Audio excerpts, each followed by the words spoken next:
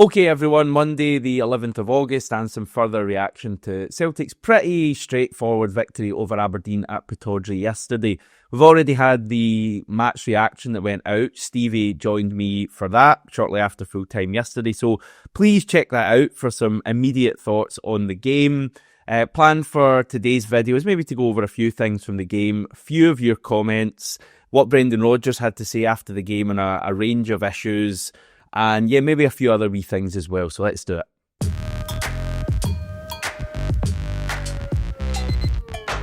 Just before I get started, if you'd all just be able to make sure that you're subscribed to the channel, it would be much appreciated.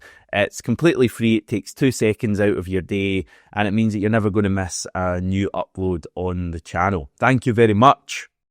Yeah, really straightforward victory for Celtic yesterday. I think control would be the word I would use. I don't think it was like a scintillating display in terms of like the attacking, side of things. We didn't create a whole load of chances, but we did more than enough to win that game. I mean, there was never really any moment during that match where I had, any kind of worries or concern about Celtic not picking up the 3 points, which I guess is like a real credit to the team and the management, given that there's all this unavoidable kind of negativity that we're all kind of feeling regarding transfers, and I guess that's kind of almost making its way into the current stuff, because Brendan Rodgers is having to field multiple questions on transfers in every single press conference. But he's, very much focused on getting the team ready for these matches, and we did the job yesterday.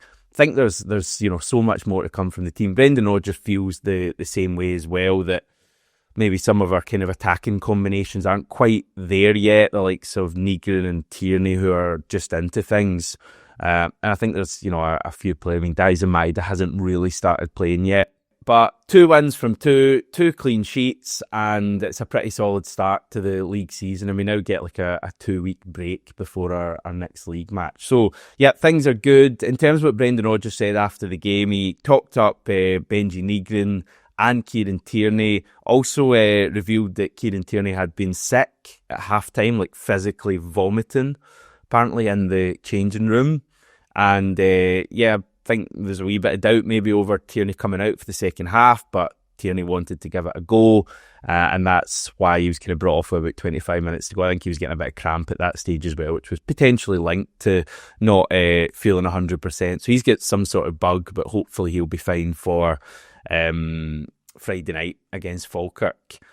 Brendan Rodgers also asked about Adam Idah, and it was another frustrating afternoon, I would say, for Idah. I don't think he was particularly great. There was a few balls bouncing off him. He just looks like he's struggling for a bit of confidence at the moment. And yeah, Brendan Rodgers clearly, still has a lot of faith in Adam Idah, and he was keen to point that out. He feels that we'll see the best of Idah when he has competition for that main striker role, like he had with Kyogo Furuhashi last season, which is an interesting comment and probably gives a little bit of insight into how Brendan Rodgers feels about Shin Yamada, who obviously came on yesterday. Clearly doesn't view Shin Yamada as the Kyogo replacement, or someone who's really going to be vying with Idah for that number 1 spot. I think he feels that kind of other number 1 striker to vie with Idah is still to come into the club.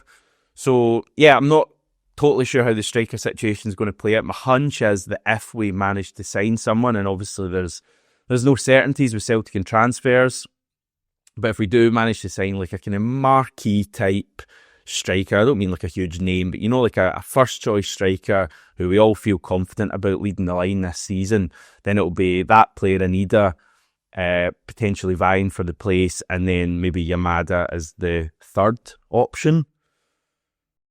And then maybe you have Johnny Kenny and Callum Osmond heading out on loan. That's just how I see things playing out at the moment. But yeah, Brendan Rodgers very keen to point out that he wants another striker in, and he feels that getting another striker in will improve Adam Idah as well, because he'll have a bit more competition.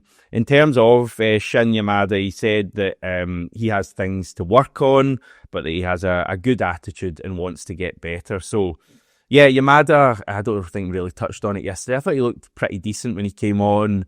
There's a few times his link-up play maybe tried a wee flick that didn't quite come off, but he also had a wee run down the left-hand side when he had a really good touch out of the sky. So I think there's a player there to work with. I'd really like to see him start against Falkirk on Friday night and get a proper look at him. Whether we do or not so sure, given that it's kind of one game a week at the moment. Although I guess we do have the qualifier the following midweek. So it'll be interesting to see that. Inevitably, the transfer stuff came up, and like Brendan Rodgers must just be totally fed up of talking about transfers in every single interview he does. Sky, BBC, the normal media. I'm kind of half expecting Celtic TV to ask him a question about it at some stage. Obviously they won't, but that's the kind of impression you're getting. It's just non-stop for him, and he's just saying the same thing. And yesterday, again, I think kind of distancing himself from the recruitment that's going on at the club, which is something he did at Friday's press conference, and his answers were very much, I really don't know what's happening, which is... without revisiting all this stuff, and don't worry, I'm not on this video for my own sanity, but I think, it is, it's not really where you want things to be, with your manager saying that he's not really sure whether players are going to be coming in or not. Clearly something's not quite working there.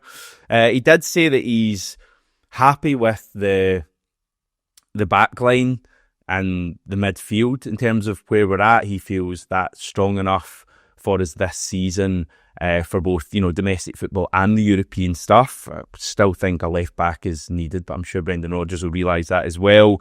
And it's clearly just at the top end where we need signings. So right winger, striker, probably another left winger as well. So yeah, that's where we're at with transfers at the moment. Nothing imminent here. People getting a little bit obsessed, I think, with this deadline that we have for our Champions League playoff tie. The deadline is like Thursday. So there was a few questions asked to Brendan Rodgers, are you confident of getting players in for this deadline? To be honest, it's probably a little bit of a false deadline. Celtic do have to register a 25-man squad by Thursday, but we also have this kind of wild card option of being able to bring in 2 new players up until like the night before our first leg.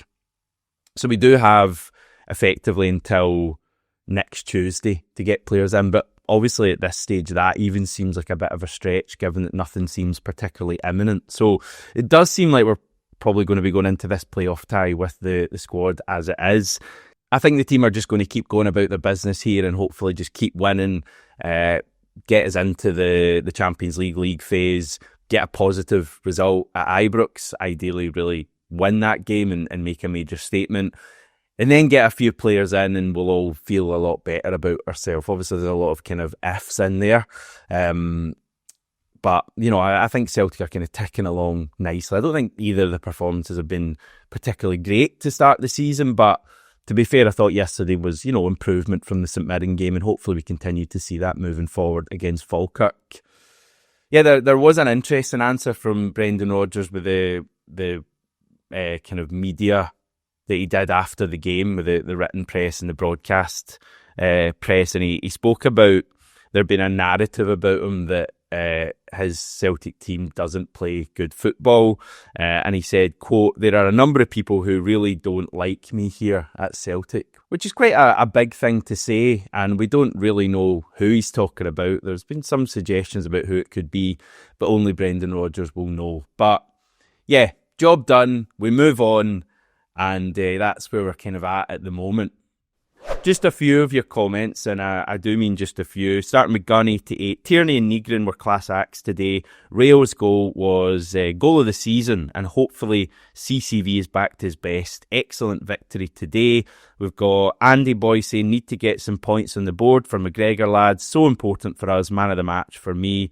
And Josh saying, Negrin, Calmac, AJ, KT and CCV were all excellent today. Rayo's goal was insanely good. On his day, he is the best midfielder in the country. It was generally a professional performance, but we are desperately needing attackers as the final third is a bit uninspiring. Idah is just not working right now. I felt Yamada added more in his cameo. He actually tried to find space and run in behind. I give him the full 90 against Falkirk. Yeah, we didn't really mention Cameron Carter-Vickers or Callum McGregor yesterday, and I guess they're victims of their own, consistent high levels they bring to Celtic, because you do kind of take it for granted. I do think Cameron Carter-Vickers in particular had a really good game. When you look at it, I thought there was a good few performers yesterday. Like Kieran Tierney was excellent. I do think Alistair Johnson was great in the game, and having kind of rewatched it as well, I thought especially in that first half, just everywhere down that right hand side, real energy, winning the ball back for us as well. The midfield, I do still think it's got a bit to go, but you can see Nygren's going to score goals for us this season. Hatate is going to score goals for us as well. I mean, that finish is honestly sublime. I keep watching that today, that angle behind where he curls it in. So that was sensational. And yeah, final third is a wee bit of a struggle at the moment. I don't think Dyson's playing particularly well, but hopefully he can get back to the Dyson we know and love from last season pretty soon. Idah is struggling. So get a bit of quality in there, get Dyson up to speed, and I think things will look pretty different. Just a few bits of general housekeeping, we'll call it, before I head off and probably go back to my bed. Got about 4 hours sleep last night. So the weekend results in the Premiership: Livingston 3, Falkirk 1, St Mirren 0, Motherwell 0, Rangers 1, Dundee 1, Dundee United 2, Hearts 3, and Hibernian 2, Kilmarnock 2. So a few goals in the games yesterday. Leaves the league table with Hearts top of the league. Ourselves and Hearts are the only two teams with 100% records, so we're both on 6 points. And yeah, it's interesting that 8 of the 12 teams haven't won a game yet. A lot of draws in the early part of the season, not for ourselves, of course. But yeah, a positive start. Obviously, people are looking at the fact we're 4 points clear of Rangers already, but we'll keep moving forward and get through these early weeks of the season, and hopefully we find ourselves in a good place as things go on. And yeah, another week begins, and yeah, this is a week when we'll find out who we're going to face in the Champions League playoff. So tomorrow night is the second leg between Slovan Bratislava and Kairat. 7:15 p.m. kickoff Celtic Park time. So we'll get a good indication of what's going on there. We'll find out our squad that we're registering for the Champions League tie later in the week.